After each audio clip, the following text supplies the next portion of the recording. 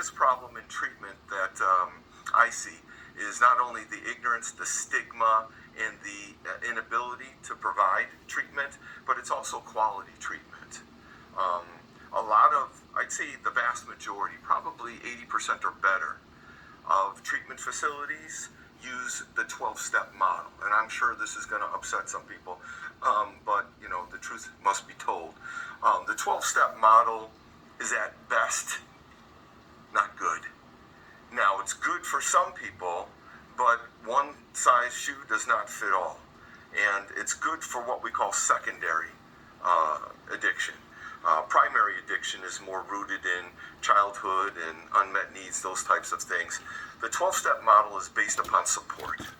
Okay? It's based upon doing something every day that's going to prevent you from wanting to use, and then utilizing the support of the group of people or sponsor to guide you through and help you through these times. Always trying to remember the consequences and the doom and gloom of your actions. The problem with that is you're not getting to the underlying causes. So the difference between a 12-step model of treatment versus a more what we call psychodynamic or multidimensional approach is I want to get to the bottom, the root of cause, rather than just deal with the symptoms. We do that when we catch colds. What's the easiest, fastest, quickest way? That's the American way, I guess. And what is the fastest, easiest way? Take a trip on over to the local drugstore. What do you get? Cold medicine, this, that, and so for all your symptoms. Okay? And it sure does feel good after you take it, right? It alleviates some of the symptoms, mitigates some of the symptoms. But does it actually get to the virus that's causing it? No, absolutely not. So the problem is, what do you have to keep doing every day in order for your symptoms to be at bay? You have to take that stuff every day. Does that stuff have side effects and consequences to it? It sure does. Absolutely. I prefer getting to the source, which is the virus, and once you suppress that to the point where it can't be active, then what happens to all the symptoms? They go away, and then you don't have to worry about it anymore.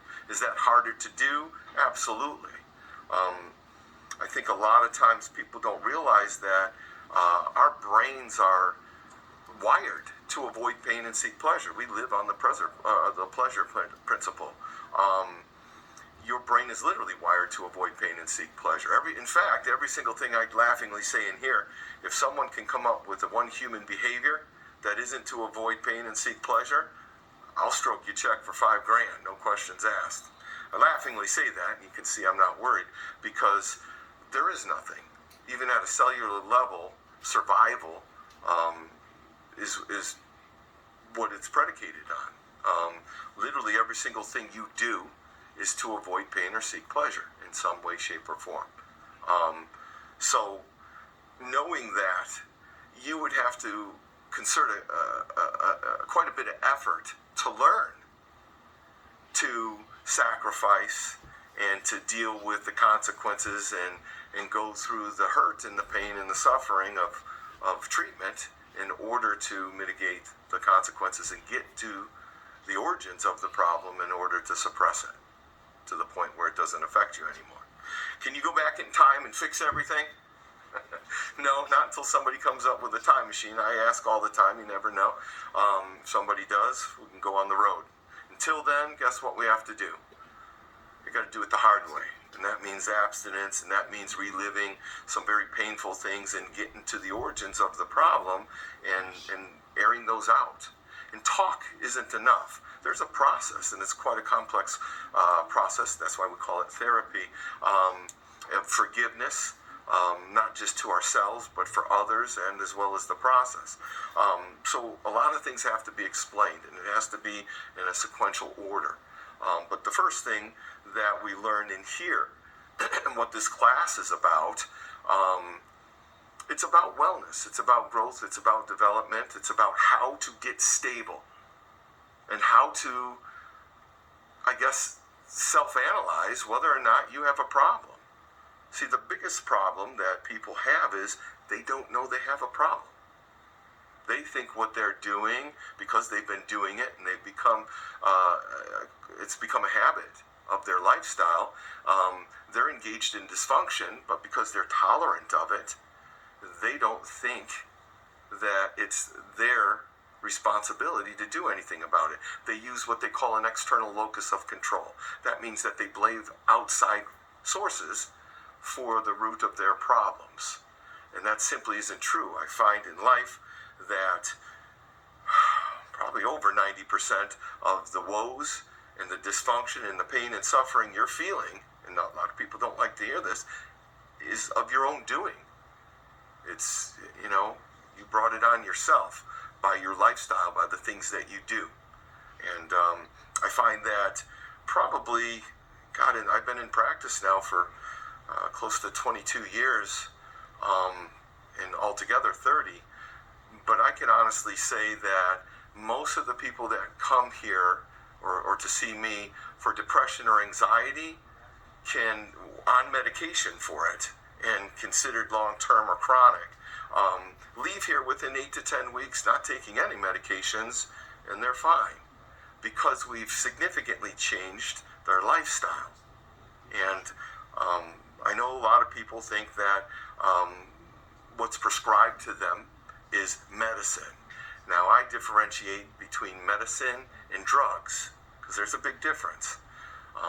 What is the difference between drugs and medicine? Outcome or efficacy. Drugs mask the problem. They mitigate symptomology, but they don't alleviate the problem.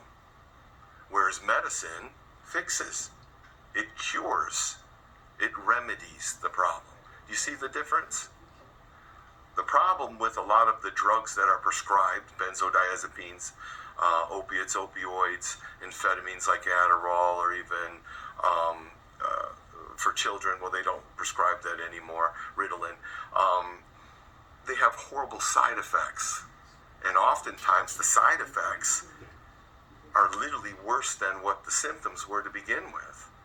And that becomes problematic because people start to feel the symptoms chronically get worse, and they don't realize it's their medicine or the drugs that they're taking that are making that happen. And that's the problem, because they act as a catalyst. Not initially. Initially, they do resolve some of, temporarily, mitigate a lot of the symptoms and make you feel better, whether that's placebo or whether there's actual efficacy to it. That's to be debated. We always thought antidepressants. We were taught in school and out there that was the great equalizer for depression, and that was going to be a cure. And that turned out to be false completely. What I wanted to get to was origins, the origins of dysfunction, okay? A lot of times what we teach in here and what the class is about is wellness. It's about growth, development, prosperity in life, how to be successful at life, literally. I think in today's society, we're missing a lot of that. And most of that you would think is common sense, but it's not. Those are all learned things, by the way. How to cope, how to deal with life, how to be prosperous, how to not over excess and have humility. That's all taught. And we learn that early on in life, and it's usually through our primary caretakers. The problem with that is it's usually from our primary caretakers. And that's a problem because we live in a society where you have, in some cases, 60-70% divorce rate. You have a lot of single-family homes, and that's probably the number one precursor to dysfunction. And it's there for a reason.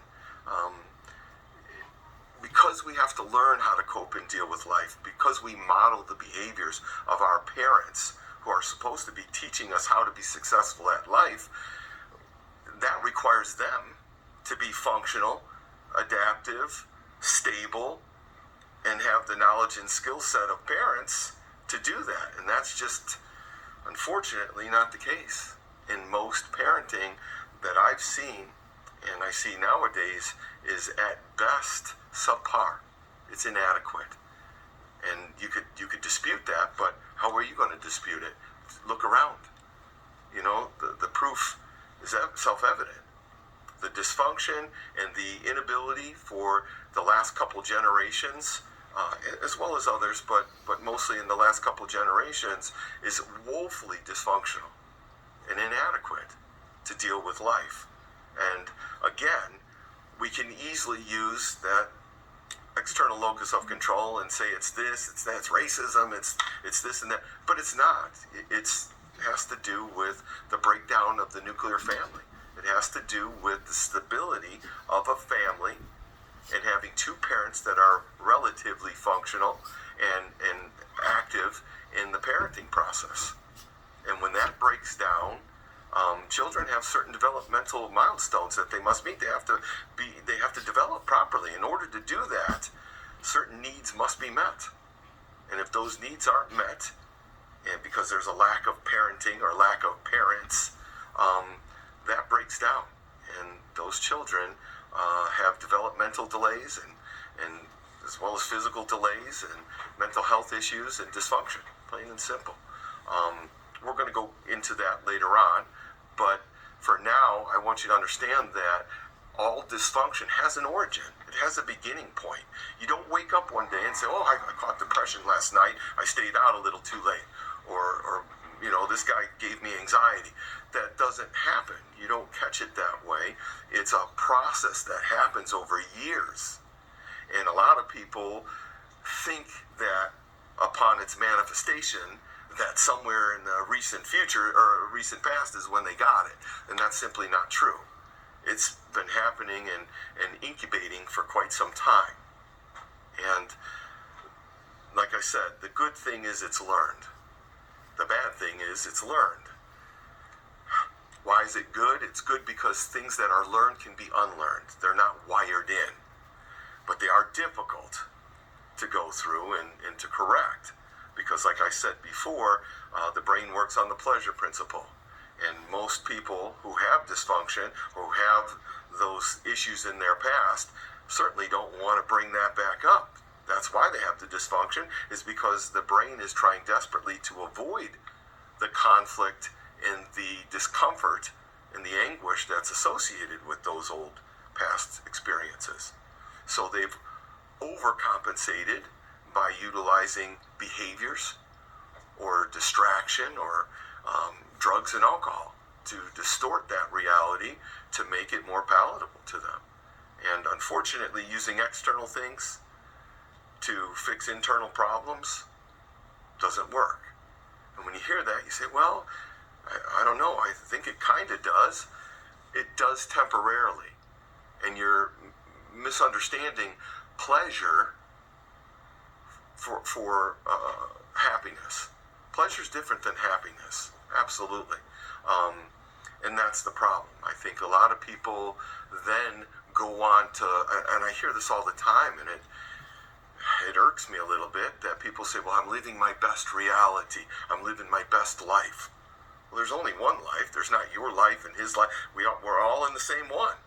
And even though your experiences and so on will either benefit or cause consequence in your life, there's only one. There's only one reality. And the further away you get from it, the worse your life is going to be. I hear that all the time, and people pursue happiness through superficial pleasure. And that's simply not possible. Pleasure is an external derivative, whereas internal happiness comes obviously from within. And a lot of times people get the two mixed up, thinking that pleasure will create happiness, but it doesn't. Internal happiness is developed, it's learned, it's modeled from parents, from the nuclear family, from the environment around them. And unless you have that internal stability, unless you've met those developmental milestones, no amount of pleasure will fix it. Does that make sense?